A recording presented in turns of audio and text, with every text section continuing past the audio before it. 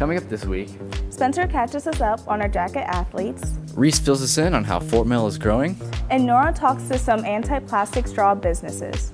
It's Friday, September 13th, and the buzz starts right now.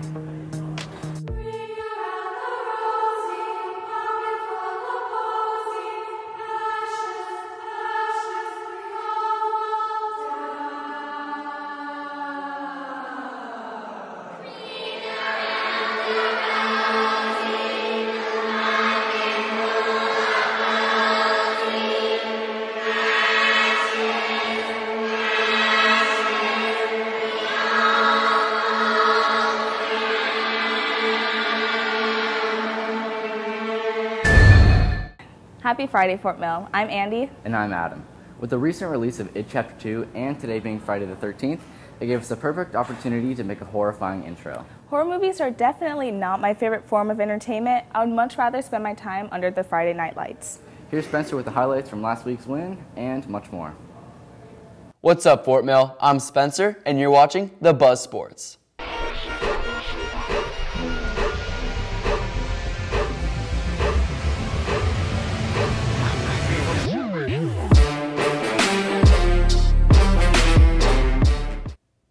Last Friday, we were back in black at Bob Jones. The crowd came out screaming and the boys came out ready to play.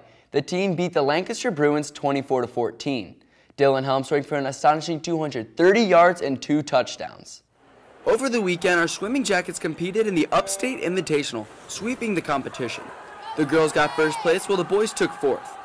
This week, they traveled to Rock Hill Aquatic Center, blowing both York Comprehensive and Northwestern out of the water. Ladies tennis took to the court 2 days this week, traveled on Tuesday to the Trojans in their first region match, taking the dub 4-2. Thursday they hosted Clover, beating the Eagles in a close 4-3. The volleyball team hosted York Comprehensive, beating them in a 5th set nail-biter. The football team travels to Camden tonight at 7:30, so be sure to go out and show some support. If you're unable to make it, follow our Twitter @TheBuzzTVSports for more in-game updates. Huddy was able to catch up with one local league, taking football to a whole nother competitive level and reliving their glory days. Until next time, I'm Spencer, and you're watching The Buzz Sports. Now, while everybody loves Friday night lights, there are some people who can't play under those lights anymore. The Carolina Sports Association is home to those who aren't quite ready to hang up their helmets, from those who played under the lights at Bob Jones to those who pay for the bulbs. This league started probably about 30 years ago. Just a bunch of guys that wanted to relive their glory days of playing high school football or sometimes college football. A lot of good athletes. Some of us have lost our first step. Some of us have lost our second step, but still can play quarterback. So you got all age groups. You got from 17 to probably 50 now. That's the best part. So you got all age ranges, all skill levels. Everybody's very talented. I love playing with the younger guys because they bring something new to the table. I love playing with the older guys because they have a lot of wisdom of the game. We have some young guys that come and play. Zach was one of those. And sometimes when the young guys come, we have to turn it up a notch to show that we still have it. While this group of guys believes they're past their prime, they've been able to get more people than just this group interested in competitive flag football. This has branched off into other leagues that are formal leagues. CSA Athletics started a flag league that uses Fort Mill schools as their home field. They rent the fields and they play all their games here, which is kind of fun to keep it local. It's active, very competitive. It's not like you just anybody can get up and go play. You have to be in shape. I just like to be active. I love to be outside. I love to not be inside, so that makes it that much more fun. I love coming together with guys and just having a good time and being competitive. While I may not be the best at football, I don't think I was completely outclassed on the field. This league is truly for those of all football backgrounds who still have the passion to play. I'm Shafe, reporting for The Buzz. Now, how much you want to bet I can throw this football over them mountains? Nice sir, Zach. It's good to see a few of our Fort Mill friends continuing their football careers here in the community. Fort Mill and TK have been rated 2 of the best places to live in the state, making our community one of the fastest growing in the country. Reese is reporting from downtown Fort Mill with all the details. The tranquil town of Fort Mill, home to parks, corner shops, and of course, traffic. In the last 5 years, Fort Mill has grown its population from about 13,000 to over 20,000. This means with more cars on the road comes more congestion that affects us all. It normally takes me about 20 minutes, 25 minutes to get to school. I live 2 minutes away from the school and it takes me like 20 minutes to get to school every day. If there's no traffic, I'd probably get to school in like 10 minutes. While the time it takes to get to school may be a little annoying now, there is hope for the future.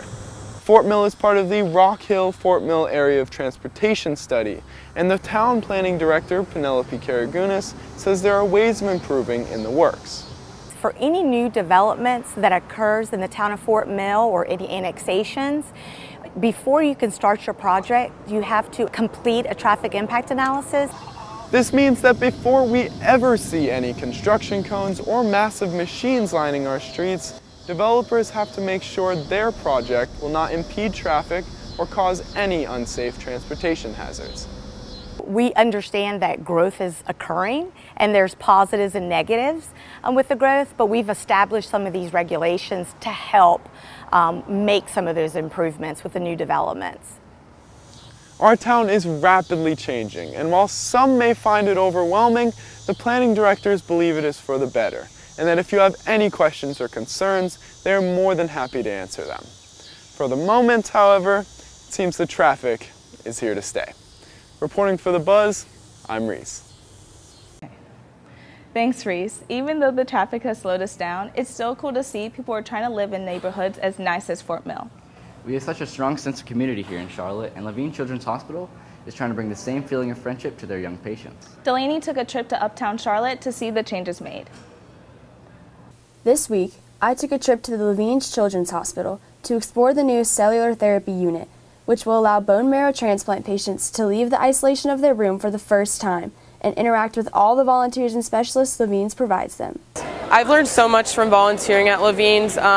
Every week I don't really know what to expect, so I'm constantly learning how to adapt. And I've also learned how to be more empathetic towards patients and their families while still trying to let them have some fun. In the past, children were confined to their rooms. The new HEPA Air sterilized wing hopes to eliminate this problem by allowing patients to get out of their rooms and explore. Being confined to one room for 5 to 6 weeks is, for him, it's not much to do. Yeah, we're excited for what it'll provide for the families. It makes a huge difference for families to be able to get out in the hallways, as little as it seems. It just makes it feel like there's life. It gives the kids something else to do, kind of a reset in the middle of the day if they're able to go out. The hospital is truly making great strides in the fight to beat cancer and give children affected by it a bright future. I want cancer to be a distant memory for every single one of our patients, meaning that not only did they beat it, but they are thriving and in life. I'm Delaney, reporting for The Buzz.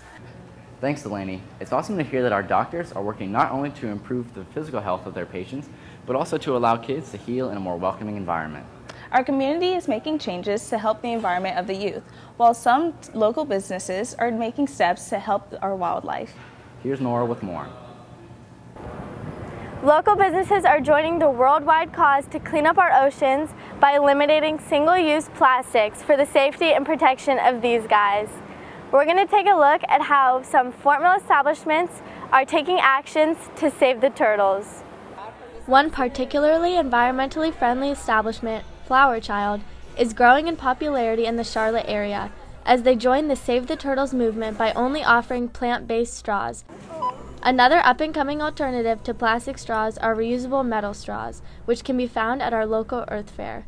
Clean Juice in Kingsley offers customers the choice between using a plastic straw or purchasing another type of reusable straw to sip their smoothies.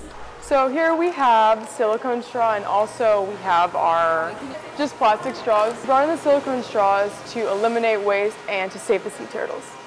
According to the Network for Endangered and Threatened Sea Turtles, over 500 million plastic straws are used in the U.S. every day, and it's estimated that 7.5 million tons of plastic straws are polluting the U.S. shoreline alone. So deciding to pick up a metal or silicone straw may just make a difference. I'm Nora, reporting for The Buzz. Thanks, Nora. This just goes to show that you can have such a positive impact on the world with something as simple as a social media trend. If you haven't already, be sure to follow us on our social media to get all the behind the scenes of the show. Until next time, I'm Adam. And I'm Andy. Have a wonderful week in Fort Mill.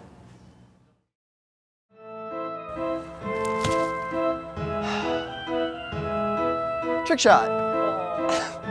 Happy Friday, Fort Mill. I'm Andy. And I'm Adam.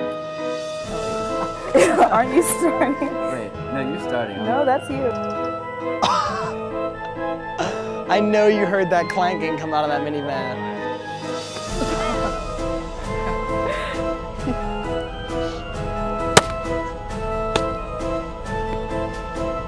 Going.